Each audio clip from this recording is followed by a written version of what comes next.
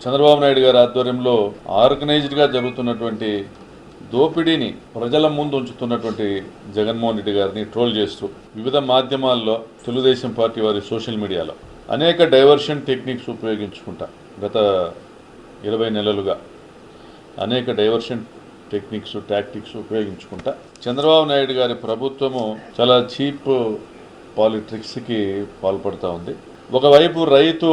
కరువుతో అల్లాడిపోతూ ఉంటే రైతే అన్నమో రామచంద్ర అనేటువంటి కరువు పరిస్థితి వచ్చినటువంటి ఈ పరిస్థితుల్లో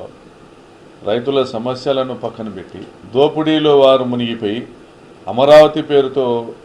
విచ్చలవిడిగా దోపిడీ చేస్తా ప్రశ్నించినటువంటి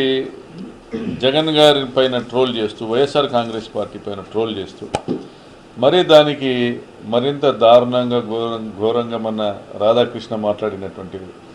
ఆయన టీవీ ఛానల్లో వచ్చినటువంటి వ్యాఖ్యానాలు ఇటువంటివి చూస్తే నిజంగా చంద్రబాబు నాయుడు గారికి